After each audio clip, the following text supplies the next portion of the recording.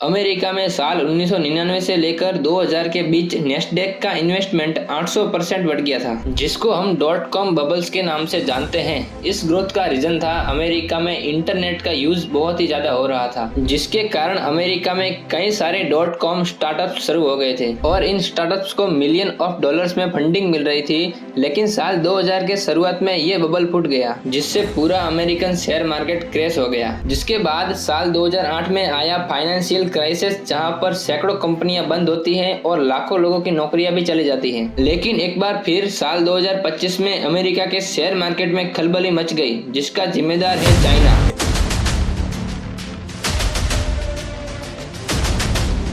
किसी ने सोचा भी नहीं होगा कि चाइना का एक छोटा सा साइड प्रोजेक्ट पूरे के पूरे टेक वर्ल्ड को हिलाकर रख देगा। ओपन एआई, एनवीडिया और गूगल जिमिनी से लेकर मेटा एआई अब तक की एआई की रेस में मेन कॉम्पिटिटर्स थे। लेकिन पिछले कुछ दिनों में एक छोटी सी चाइनीज कंपनी के कुछ इंजीनियर्स ने डीपसीक R1 मॉडल लॉन्च किया, एक ऐसा रेयर और एफिशिएंट आर्टिफिशियल इंटेलिजेंट का मॉडल जिसने पूरी की पूरी गेम को बदल कर रख दिया। जब एक तरफ अमेरिका में डोनाल्ड ट्रंप राष्ट्रपति पद की शपथ रहे थे, तब दूसरी तरफ चाइना ने उस एआई को दुनिया के सामने रिलीज किया और कुछ ही दिनों में डीपसीक की परफॉर्मेंस देखकर यूएस टेक स्टॉक्स को एक ही दिन में $1 ट्रिलियन का नुकसान झेलना पड़ा। और एआई चिप बनाने वाली एनवीडिया कंपनी, जिसे पूरी दुनिया की टेक किंग कंपनी कहा जाता है, उसका स्टॉक प्राइस सिर्फ एक ही दिन में 17% गिर गया और उसकी मार्केट कैप से $589 बिलियन खत्म हो गए। ये कितना बड़ा अमाउंट है, आप इस बात का अंदाजा लगा लीजिए कि रिलायंस इंडस्ट्रीज की वैल्यूएशन $200 बिलियन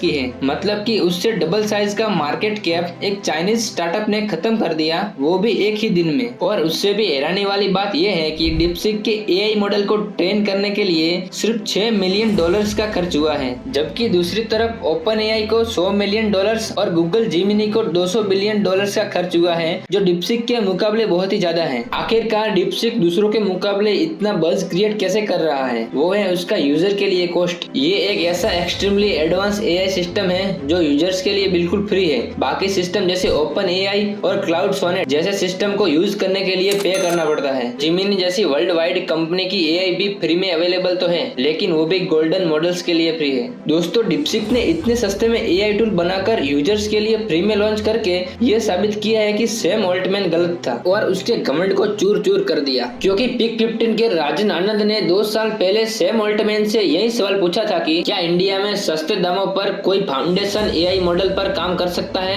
तब सैम ऑल्टमैन ने कुछ ऐसा बिहेव किया था। Specifically focused on AI, are there spaces where you see, let's say, a startup from India building, you can build on the models, be it ChatGPT and many others. But if you want to build foundational models, how should we think about that? Where is it that a team from India, 3 super smart engineers with, not 100 million, but let's say 10 million, could actually build something truly substantial? Look, the way this works is we're going to tell you it's totally hopeless to compete with us on training foundation models. You shouldn't try, and it's your job to try anyway. And I believe both of those things.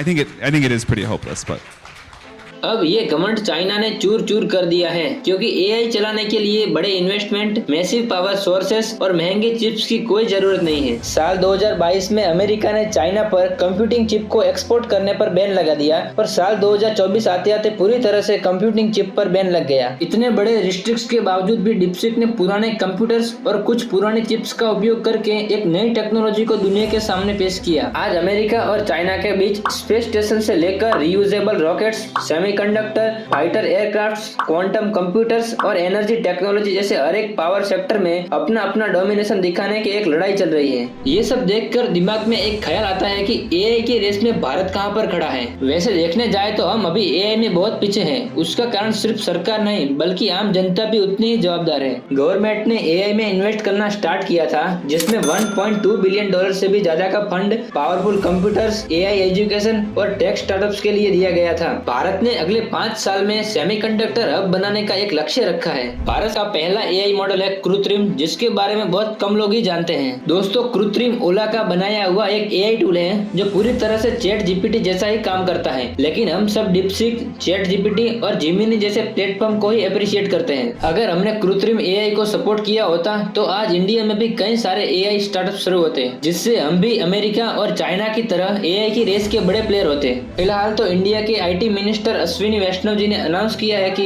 6 से 8 महीनों तक भारत के पास भी अपना एक LLM model होगा, जिसमें 18,000 GPU deploy किए जाएंगे ताकि इंडिया में भी एआई काफी तेजी से बढ़ सके।